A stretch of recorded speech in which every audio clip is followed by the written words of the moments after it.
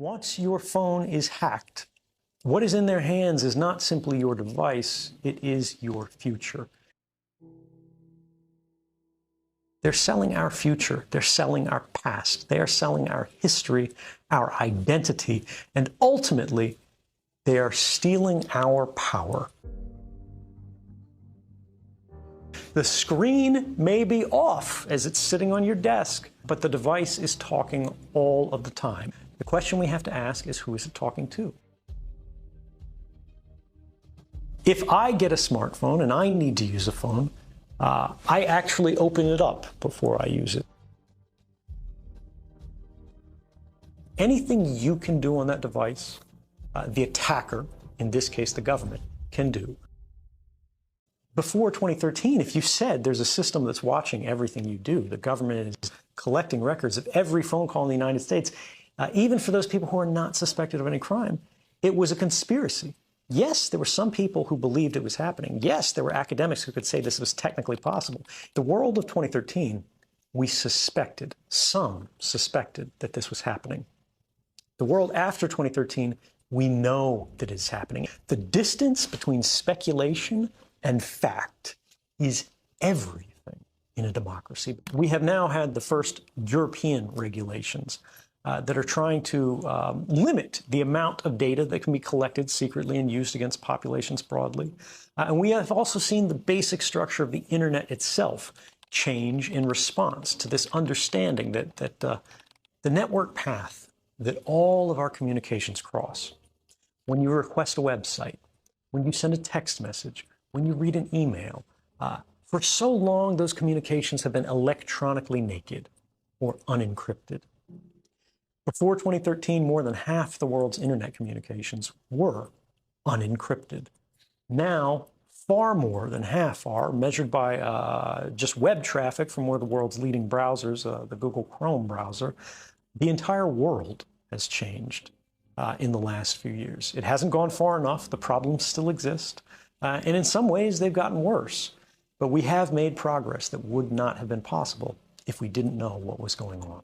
Hacking has increasingly become what governments consider a legitimate investigative tool. They use the same methods and techniques as criminal hackers. And what this means is they will try to remotely take over your device. Once they do this, by detecting a vulnerability in the software that your device runs, such as Apple's iOS or Microsoft Windows, they can craft a special kind of attack code called an exploit.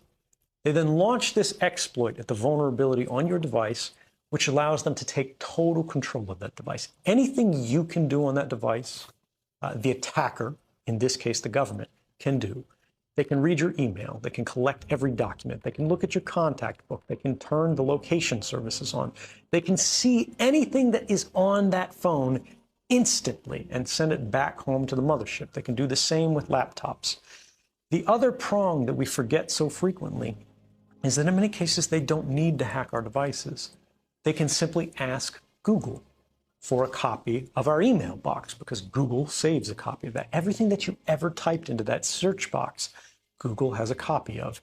Every private message that you've sent on Facebook, every link that you've clicked, everything that you've liked, they keep a permanent record of.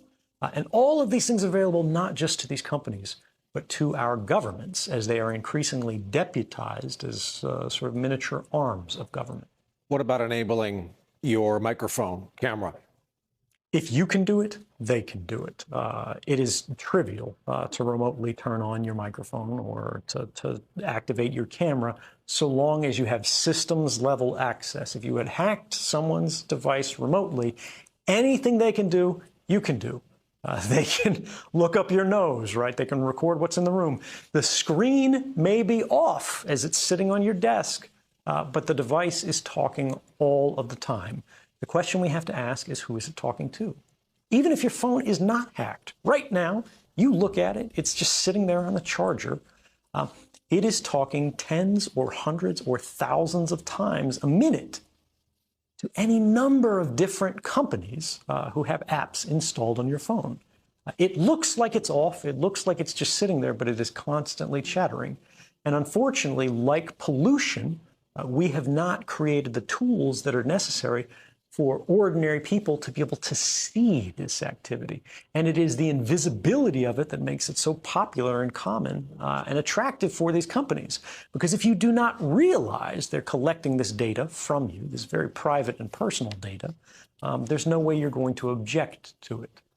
Once your phone is hacked, what is in their hands is not simply your device, it is your future. But we see how these same technologies are being applied to create what they call the social credit system. If any of your activities online, if your purchases, if your associations, if your friends are in any way different from what the government or the powers that be of the moment would like them to be, you're no longer able to purchase train tickets. You're no longer able to board an airplane. You may not be able to get a passport. You may not be eligible for a job. You might not be able to work for the government. All of these things are increasingly being created and programmed and decided by algorithms. And those algorithms are fueled by precisely the innocent data that our devices are creating all of the time, constantly, invisibly, quietly, right now.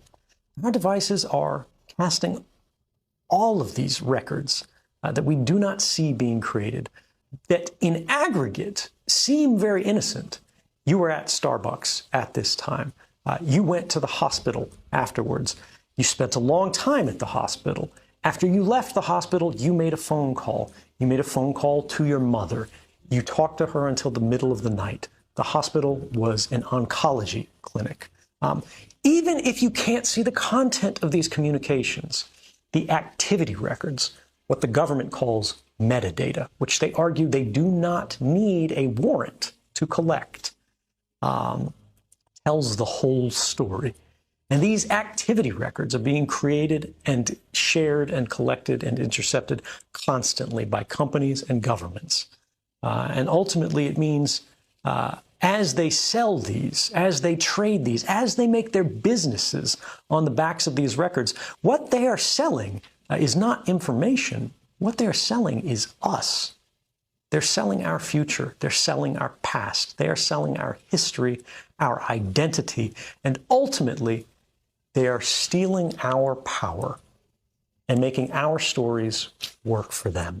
If I get a smartphone and I need to use a phone, I actually open it up before I use it. I perform a kind of surgery on it to physically desolder or sort of melt the metal connections that hold the microphone on the phone.